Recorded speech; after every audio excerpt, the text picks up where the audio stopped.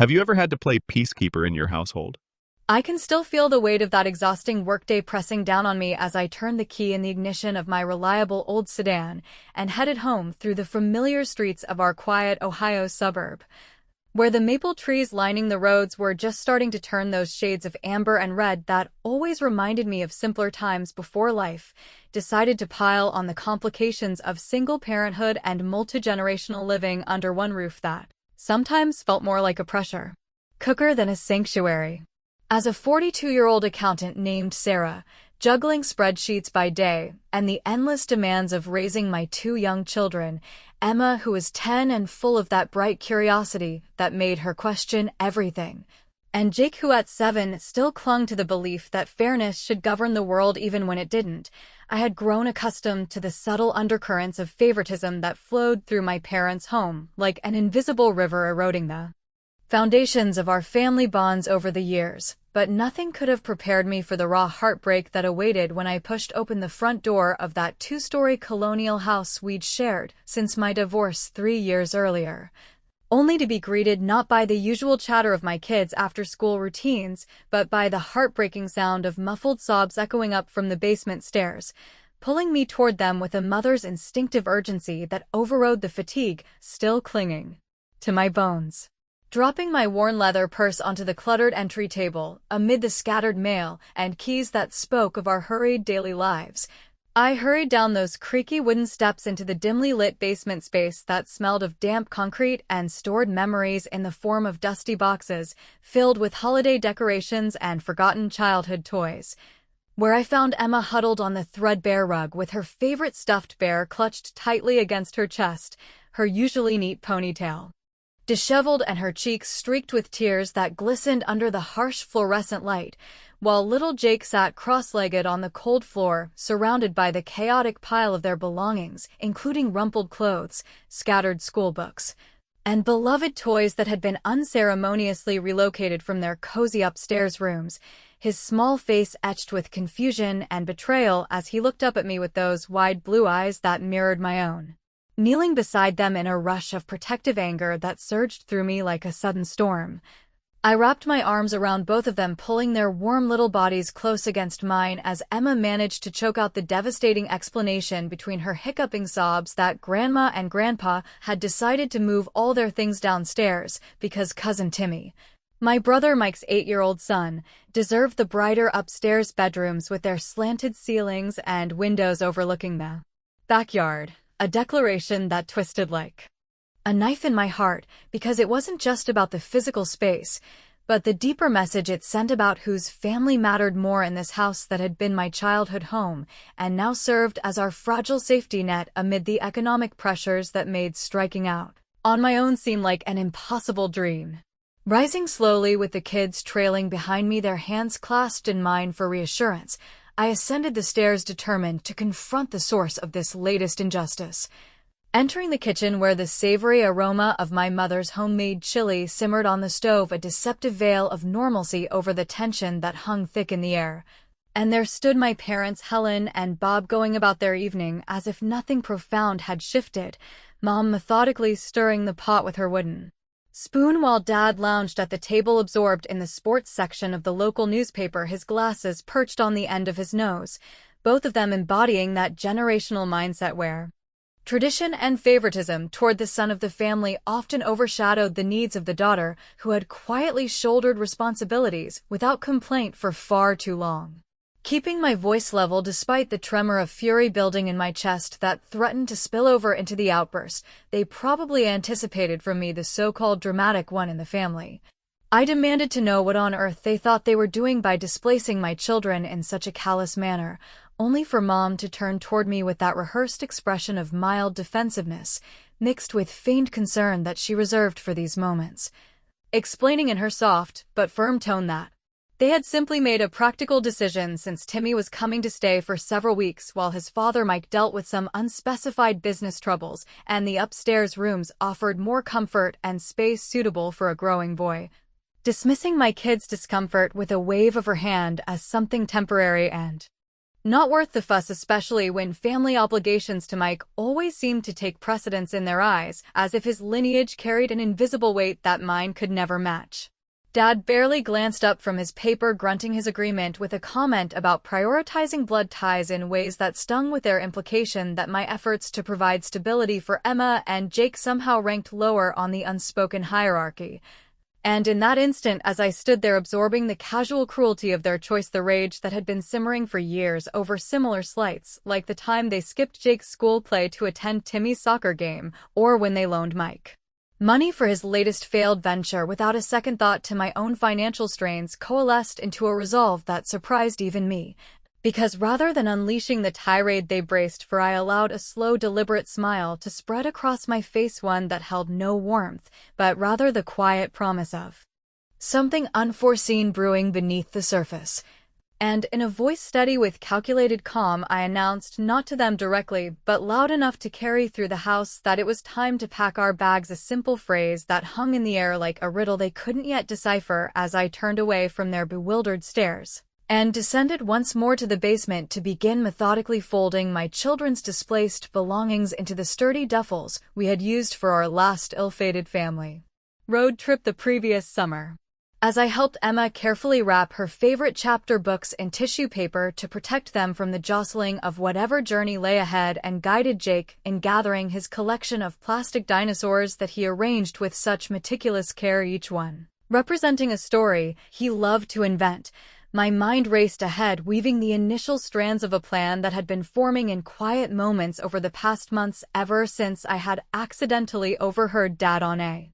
late-night phone call discussing the family property in hushed tones about setting things straight for Mike's benefit, a conversation that hinted at deeper machinations involving inheritance and control that they believed I was too buried in my daily grind to notice. Zipping up the last bag with a sense of finality that both terrified and empowered me, I caught the faint murmur of voices from upstairs, where my parents debated in low whispers what my words might mean, their confusion evident in the way Mom's voice rose slightly in pitch, asking if I was really planning to leave over something so trivial, while Dad reassured her that I was just blowing off steam as always. But then the front door opened with a familiar creak, admitting the sound of footsteps that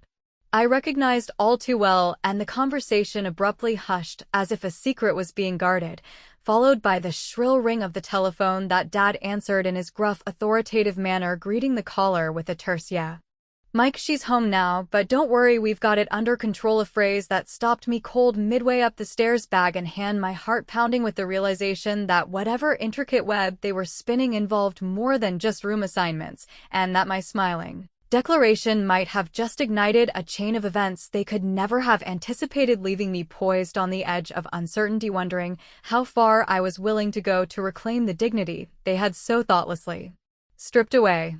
That cryptic phone call from Mike to Dad lingered in my thoughts like an unwelcome shadow as I guided Emma and Jake through the narrow hallway of our cramped guest room that night, the one with its sagging mattress and walls papered in faded florals that carried the faint, musty scent of disuse, reminding me all too sharply of how temporary our existence in this house had become ever since my divorce turned what was meant to be a short-term arrangement into a grinding reality of shared spaces and unspoken resentments that chipped away at my sense of autonomy day by day. With the kids finally settled under the thin quilts, their small faces still flushed from the earlier tears, but now softened by my promises of adventure in whatever came next, I slipped out to the dim kitchen where the remnants of dinner sat cold on the counter, a silent testament to the fractured normalcy we all pretended to maintain, while my parents retired to their room upstairs, exchanging hushed words that filtered down through the vents like whispers of conspiracy, leaving me alone with a cup of lukewarm tea and a mind racing to connect the dots of favoritism that had woven itself into the fabric of our family long before this basement debacle ever unfolded. Reflecting back as the clock ticked past midnight, I couldn't help but trace the roots of this imbalance to those formative years growing up in this very colonial house in our unassuming Ohio suburb, where the neighborhood kids played stickball in the streets and barbecues on summer weekends masked the tensions brewing within households like ours, Mike, always the older brother by 3 years, emerging as the natural center of attention with his easy charisma and quick wit that charmed teachers, parents and later girlfriends, while I, the quieter daughter, learned early on to navigate the edges of their affections by excelling in school and helping around the house, without fanfare, a pattern that persisted even after we both left for college, him dropping out after a semester to chase entrepreneurial dreams that sounded glamorous, but often led to dead ends, and me grinding through community college to earn my accounting certification, the steady job that paid the bills, but never earned the same nods of approval from Mom and Dad, who seemed to view Mike's risks as bold destiny, while mine were just practical necessities. The favoritism deepened palpably when families expanded, with my pregnancy arriving unexpectedly amid the wreckage of my marriage to a man who vanished like smoke, leaving me to raise Emma alone in a world that felt overwhelmingly stacked against single mothers. In Middle America, and even then as I navigated prenatal appointments and late-night worries about finances, Mom devoted her energy to planning Mike's wedding, a lavish affair that drained the savings they claimed were for emergencies, while Dad drove hours to help Mike set up his first office space for yet another startup that fizzled within months, their excuses always laced with that protective bias toward the son who carried the family name forward, as if my lineage through my children didn't count for the same weight in their eyes, a dynamic that extended to the grandkids, where Timmy, born to Mike and his now ex-wife, became the unwitting symbol of their preferences, receiving lavish birthday parties with rented bounce houses and extra allowances for sports gear, while Emma's recitals and Jake's t-ball games merited polite attendance at best, often overshadowed by Timmy's achievements that they amplified with stories retold at every gathering. By the time Mike's marriage crumbled last year under the strain of his mounting debts and unreliable schemes, forcing him and Timmy into a series of short-term rentals that highlighted his instability, my parents had already positioned the house as his fallback, a safety net woven from years of leniency that now extended to displacing my children without a second thought, their rationale always circling back to how Mike needed support to get back on his feet, a phrase that grated because it ignored how I too had clawed my way through hardships without the same cushion, always the reliable one who contributed to household chores and even chipped in for utilities from my modest salary, yet received lectures about gratitude for the roof over our heads. The following morning dawned with a deceptive brightness filtering through the lace curtains of the guest room, where I woke to the sounds of Emma and Jake stirring with tentative excitement over the idea of our impending move, a spark I nurtured by suggesting we turn packing into a game of sorts, assigning them roles as chief organizers of their toy empires, which elicited their first genuine laughs since the upheaval, lightening the atmosphere just enough to mask the undercurrent of uncertainty that gnawed at me as we shared a breakfast of slightly overtoasted bread slathered with peanut butter, Mom's half-hearted attempt at normalcy while she hovered nearby,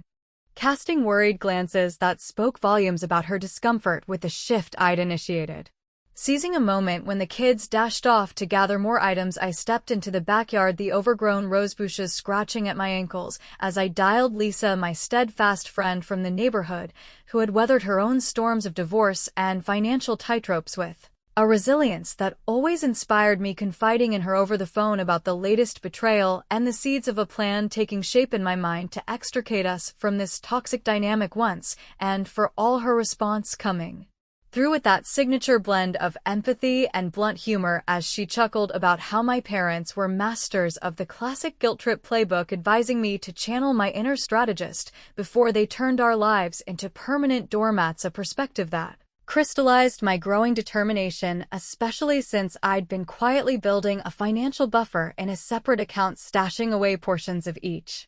paycheck ever since suspicions arose about the house's ownership following Grandpa's passing 5 years prior, when vague mentions of the deed during estate talks hinted at complexities they downplayed to keep the peace. Our conversation wrapped up just as the crunch of tires on the gravel driveway announced an unexpected arrival, prompting me to peer cautiously through the slatted fence, where I spotted Mike unfolding his lanky frame from his weathered sedan, Timmy trailing behind with a bulging suitcase in hand, as if they were settling in for the long haul, Mom emerging from the front door with open arms to envelop them in hugs, while Dad followed suit, clapping Mike on the back with enthusiastic greetings about it being high time he showed up, a scene that twisted the knife deeper, revealing how seamlessly they integrated his needs into our disrupted routine without consulting the rest of us. Slipping back inside before they could notice me, my pulse quickening with a mix of apprehension and resolve, I decided on the spur of the moment to venture into the attic, a dusty repository of family history accessed via a pull-down ladder that creaked under my weight, the air thick with the scent of aged paper and forgotten relics, where amid stacks of yellowed albums and bundled letters, I located a nondescript box marked Legal Dads, my fingers trembling slightly as I sifted through its contents until they closed around a brittle envelope containing Grandpa's original will, its pages detailing provisions for equal shares among all grandchildren, a clause scribbled in the margins about contingencies tied to Mike's future that raised more questions than it answered, especially in light of the house's current status and the whispers I'd overheard suggesting Dad might have altered arrangements to favor one side. Tucking the document away with care as footsteps echoed from below, signaling the family's relocation to the kitchen for a welcoming lunch, Mike's voice carrying through the floorboards, calling out, "Where's Sarah? We need to hash out the plan." I felt the weight of impending confrontation settle over me, realizing that this discovery could either be the key to unlocking our freedom or the spark that ignited an even greater family inferno, leaving me suspended in that attic limbo, pondering the risks of wielding such knowledge against the very people who had raised me. Mike's unexpected arrival transformed the house into a simmering cauldron of barely contained emotions that afternoon as the entire family converged in the living room, where the worn leather couch sagged under the weight of our collective histories and the coffee table bore the scars of countless spilled drinks from gatherings that once felt unifying, but now exposed the fissures running deep through our relationships like cracks in an old foundation strained by years of uneven settling. With Timmy immediately claiming the upstairs territory as his own by blasting video game soundtracks through the speakers in what had been Emma's room, a noise that reverberated down to where my children and I remained relegated to the guest space, I found myself navigating the delicate balance of maintaining civility for the sake of the kids while inwardly seething at how effortlessly my parents folded Mike's needs into the household equation, as if his presence justified appending the fragile equilibrium. We'd established, Mom fluttering around him with offers of fresh coffee and questions about his latest business setback that she phrased with such maternal concern it bordered on indulgence, while Dad engaged in their familiar ritual of backslapping camaraderie, discussing sports scores and vague plans for the property that hinted at decisions being made behind closed doors without input from the daughter, who contributed her fair share to the mortgage and upkeep. By evening, as the sun dipped low, casting elongated shadows across the backyard where Timmy and Jake attempted a half-hearted game of catch that devolved into arguments over rules, a tension that mirrored the adult undercurrents swirling around us, I decided to test the boundaries of this new dynamic with a subtle act of defiance, slipping into the kitchen while Mom prepared dinner and leaving a handwritten note on the counter addressed to her in my neat cursive script that read, "If rooms are truly up for grabs in this house, perhaps it's time we all reconsidered who gets to stay," suggesting with a light-hearted doodle of whimsical suitcases at the bottom that this wasn't about bitterness, but about fairness, a touch of humor intended to disarm yet laced with the underlying challenge that had been building in me since discovering that attic document the night before. Her discovery of the note came as I lingered nearby, pretending to help with chopping vegetables, the knife in my hand moving rhythmically through carrots, while she scanned the words, her face shifting from confusion to a flicker of irritation that she masked with a sigh before crumpling it slightly and setting it aside, commenting in that measured tone she used for difficult conversations that I was overreacting to a temporary arrangement and that family meant making sacrifices, especially for Mike, who was going through a rough patch with creditors breathing down his neck, a revelation she let slip almost casually as if it explained everything, prompting me to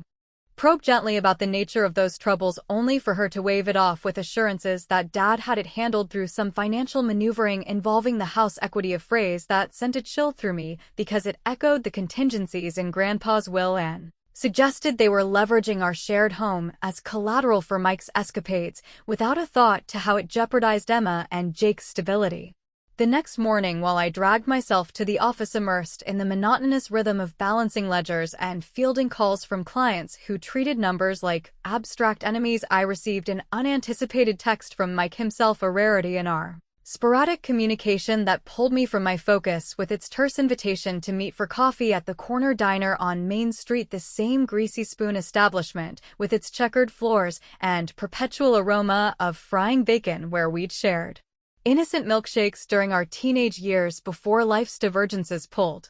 us into separate orbits, his message carrying an undercurrent of urgency that made my stomach knot as I agreed, despite the nagging voice in my head warning that this could be another ploy for sympathy or support. Arriving early to claim a booth in the back away from the lunchtime rush, I nursed a steaming mug of black coffee, its bitterness matching my mood as Mike slid in across from me, his usual confident posture somewhat deflated with dark circles under his eyes and a rumpled shirt that spoke of restless nights, revealing a vulnerability I hadn't seen since we were kids fighting over the last slice of pie at Thanksgiving, his opening words cutting straight to the chase as he leaned forward whispering that our parents weren't being fully transparent about the house situation, with Dad entertaining ideas of selling it off to settle his accumulating debts, but there existed a complicating factor tied to Grandpa's will that could upend everything if it surfaced. A bombshell that halted my fork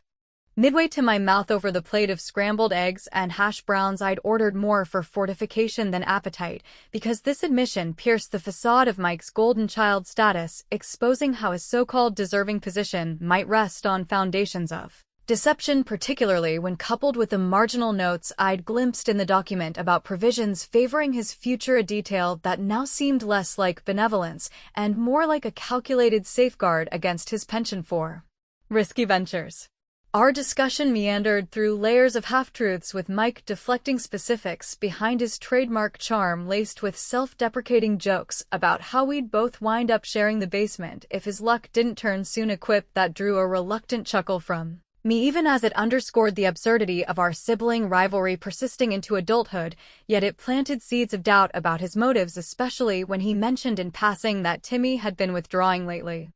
picking fights at school over whispers of family money troubles that no child should bear the burden of carrying, a confession that humanized him momentarily, making me question if the favoritism stemmed from genuine worry or manipulative necessity. Returning home that evening to the scent of grilling burgers wafting from the backyard barbecue Mom had organized as another bid for harmony, I observed the scene with fresh eyes, watching as Dad manned the grill, flipping patties with practiced ease while regaling Mike with tales of Grandpa's auto shop days, painting him as the heir apparent to that legacy, a narrative that grated against the equal shares outlined in the will and fueled my internal dilemma about whether to confront them outright, risking the kids' emotional security in the crossfire, or to continue gathering threads in secrecy, a path that felt increasingly isolating as Emma confided during the meal her hurt over Timmy's territorial claims on her old desk, now cluttered with his gadgets, of vulnerability that tugged at my resolve, making viewers of this unfolding drama perhaps side with the parents' intentions as misguided, but rooted in love, while I teetered on the edge of actions that could irreparably fracture the bonds we'd strained to preserve. As the gathering wound down with the sun setting in a blaze of orange hues across the lawn, Dad pulled me aside into the quiet kitchen, his voice roughened by age and emotion, as he implored me not to rock the boat over what he deemed a minor inconvenience, emphasizing that Mike needed the support, and so did I, in this economy where single moms like me faced uphill battles daily, a plea that almost swayed me with its paternal concern until Emma interrupted, tugging at my sleeve to whisper that she'd overheard Timmy on his phone muttering about the money from selling the house, a snippet that confirmed the whispers, and in that charged moment, with the clatter of dishes still echoing from the sink, I turned to Dad with a composed smile that belied the storm within and posed the pivotal question, what if the house isn't entirely yours to decide, Dad? What happens then? Leaving him speechless as the weight of unspoken truths settled over the room like an impending thundercloud poised to unleash the revelations I'd been holding back.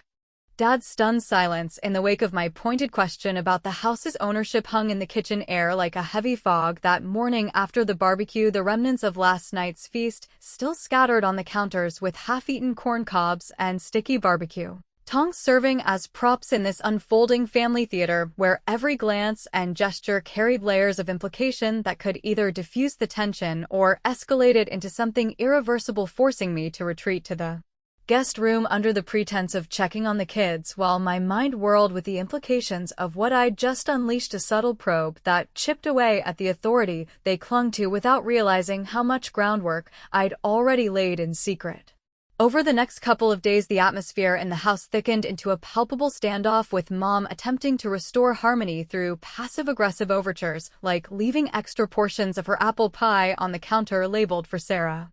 And the kids in her looping handwriting, a gesture meant to soothe, but only highlighting the divide since Timmy received whole pies fresh from the oven, while we navigated the scraps and Mike's presence dominating the living spaces as he fielded calls from what sounded like insistent creditors, his voice dropping to urgent whispers whenever I passed by the study door, a rhythm that underscored the precariousness of their favoritism, now teetering on the edge of exposure thanks to the wills clauses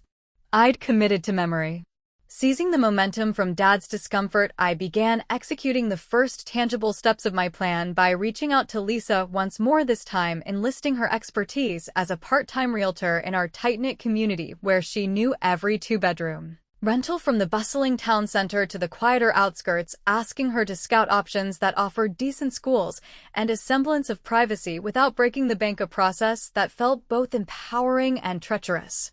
Because involving an outsider like her risked leaks back to the family grapevine, yet it was necessary to visualize our escape route, visualizing a cozy apartment with fresh paint and no echoing staircases dividing loyalties. Her updates came swiftly over encrypted texts describing a promising spot in the adjacent township, a modest unit with a small balcony overlooking a community park where Emma could read her books in peace and Jake chase fireflies in summer evenings. Details that stirred a mix of excitement and guilt in me as I shared sanitized versions with the children during our hushed evening packing sessions, turning the chore into a storytelling game where we imagined our new adventures complete with inside jokes about basement-free living that drew tentative smiles from them, but also prompted probing questions from Emma about whether Grandma and Grandpa would visit, a query that pierced my resolve, making me wonder if my push for independence was painting me as the villain in their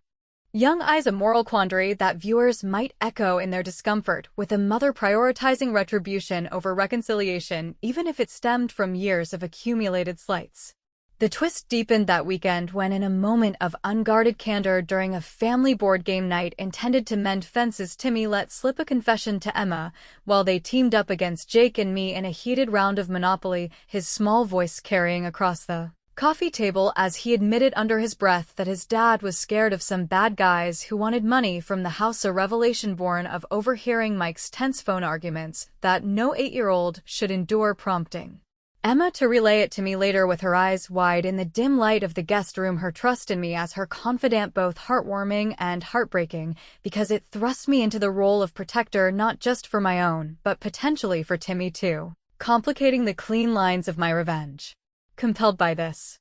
glimpse into Mike's unraveling facade, I confronted him the following afternoon in the garage, amid the clutter of tools and holiday bins where Dad's old workbench served as a neutral ground away from prying ears, pulling him aside under the guise of needing advice on car maintenance, a ruse that allowed me to press him on the creditors he dodged at first with his usual deflection laced with a wry joke about how family loans were cheaper than banks, but eventually cracking under the weight of my steady gaze to confess that he'd secured a high-interest loan against the house years ago using Grandpa's name as leverage, since Dad had co-signed in a moment of paternal optimism, a betrayal that extended beyond favoritism into outright financial endangerment of our shared legacy, humanizing Mike's desperation as the pressure from collectors mounted, yet only steeling my determination, because if they were willing to pawn our home for his follies, then my countermeasures weren't spite, but self-preservation, a perspective that nonetheless left me grappling with the ethics of dragging innocents like Timmy into the fallout.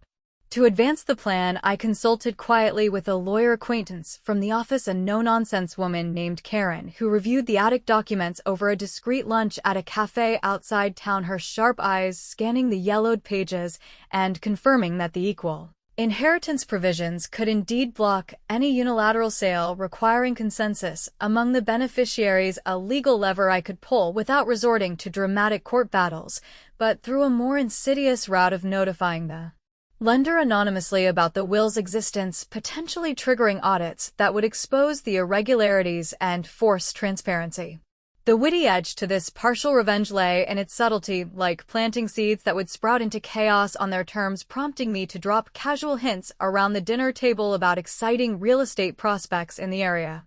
framing it as positive change to gauge reactions, which elicited Mom's furrowed brow and Dad's gruff dismissals, but also Mike's narrowed eyes suggesting he sensed the shift culminating in a family ultimatum that evening as we cleared the plates, Dad rising with uncharacteristic force to declare that if I persisted in this nonsense of stirring up trouble and threatening the household peace, then we'd all have to sort out our living arrangements separately. A veiled eviction notice that hung over the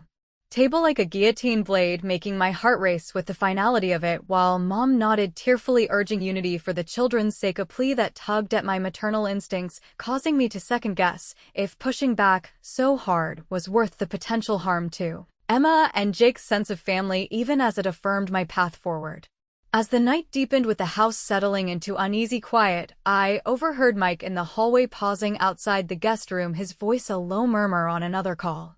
mentioning something about contingencies in the will that Sarah doesn't know, the half of a cryptic fragment that sent a shiver through me as I lay awake piecing together the puzzle, realizing that the full revelation loomed just beyond reach, with stakes higher than I'd imagined, leaving me on the precipice of unleashing the complete strategy, but haunted by the question of whether it would liberate us or entangle everyone in a web of regret from which there was no easy escape. Dawn filtered through the thin curtains of the guest room that final morning, carrying with it a deceptive serenity that belied the storm I had orchestrated over the preceding days, as I methodically gathered the last of our belongings into the back of my sedan, the trunk yawning open like a gateway to the uncertain freedom that awaited Emma, Jake, and me beyond the confines of this house that had once symbolized security, but had devolved into a battleground of favoritism and concealed deceptions, where every creak of the floorboards seemed to echo the weight of decisions that could either forge a new path or scatter the remnants of our family like leaves in an autumn wind. With the children buzzing around me, their initial trepidation about the move evolving into a tentative excitement fueled by my tales of spacious rooms and no more basement shadows, I stole one lingering glance at the colonial facade, its paint peeling slightly under the eaves, a visual metaphor for the erosion of trust that had prompted this exodus, while my mind replayed the pivotal pieces I'd assembled in the quiet hours. The lawyer Karen's confirmation late the previous night that grandpas will indeed enshrine equal shares for all grandchildren, including a binding clause against unilateral sales without beneficiary consent, a legal bulwark that transformed the attic discovery from mere curiosity into a weapon of equity poised to dismantle the lopsided arrangements my parents had favored for Mike's sake. Calling the family together in the living room that overlooked the Duke-kissed lawn, I arranged us in a semicircle on the mismatched furniture, the air thick with anticipation, as Mom clutched a tissue in her lap. Dad stood rigidly by the mantel, his arms crossed in defensive posture. Mike lounged on the arm of the couch with Timmy fidgeting beside him, all of them bracing for what they assumed would be another round of emotional appeals, but instead I produced the photocopied will from my purse, laying it open on the coffee table like a map to buried truths, and began explaining in a voice steady with the blend of resolve and wry amusement that had carried me through the ordeal that Grandpa in his no-nonsense wisdom had structured the inheritance to prevent exactly this kind of favoritism, ensuring no single branch of the family tree could overshadow the others, with provisions for equal division of proceeds from any property sale, a revelation that hit like a slow-rolling thunderclap, prompting Dad's face to drain of color as he stammered denials about any intent to sell, while Mom's eyes widened in shock, whispering, "How could you go behind our backs like this?" A reaction that almost elicited a chuckle from me, because the irony of their accusation after years of sidelining my voice in family matters was almost comical, yet underscored the deeper hurt that had driven me to these measures. The multi-layered revenge unfolded not in explosive confrontation, but through calculated precision, as I revealed. Having anonymously alerted the loan company to the will's existence via Karen's guidance, a move that would trigger mandatory reviews and likely freeze any transactions until all parties were notified, effectively buying us time and forcing transparency on Mike's debts without me lifting a finger in court, but rather letting the bureaucratic machinery grind against their secrecy, a witty inversion of how they'd maneuvered me into the shadows, now turning the light on their own maneuvers while I Disclosed my separate savings account, not depleted by desperation, but bolstered into a down payment on a charming fixer-upper just 10 miles away, a 3-bedroom craftsman with a wraparound porch and established garden that Lisa had helped secure sight unseen. Its affordability, born of my disciplined scrimping, a testament to the independence they dismissed as mere practicality. Gasps rippled through the room, with Mom rising to protest that this was heartless, tearing the family asunder for the sake of pride. A sentiment echoed in Emma's small hand, squeezing mine as she whispered if we could stay just a little longer, her innocence clashing with my convictions and planting seeds of doubt in the audience's minds about whether my pursuit of justice veered too close to vengeance, potentially scarring the children with memories of division over unity, even as Jake's wide-eyed wonder at the promise of his own room tempered the moment with hope. Yet the emotional climax crested when Mike unexpectedly interjected, his voice cracking with uncharacteristic vulnerability as he confessed to the group how his mounting pressures from those shadowy creditors had blinded him to the fallout of his actions, admitting that he leaned on Dad's co-signature for the loan not out of entitlement, but spiraling fear of losing everything for Timmy, a raw admission that humanized the golden brother, peeling back layers of resentment to reveal shared vulnerabilities and prompting Timmy to nod solemnly, his young face reflecting a maturity forced by circumstances, while Dad hung his head, murmuring apologies for letting favoritism cloud his judgment, a twist in loyalties that suggested glimmers of redemption as Mike offered haltingly to contribute toward our new mortgage. A gesture of sibling solidarity that softened the edges of the confrontation, though his eyes flickered with unspoken burdens, hinting at deeper entanglements like unrevealed assets or ongoing threats that the will's contingencies might only partially address. As we loaded the final bags into the car that afternoon, the house receding in the rearview mirror, with sale listings already circulating under neutral auspices and proceeds earmarked fairly for college funds that would benefit all 4 grandchildren. The satisfaction of reclaimed agency washed over me, mingled with the bittersweet ache of departure, waving goodbye to a tearful Mom and subdued Dad who promised visits, while Mike stood on the porch, a figure caught between regret and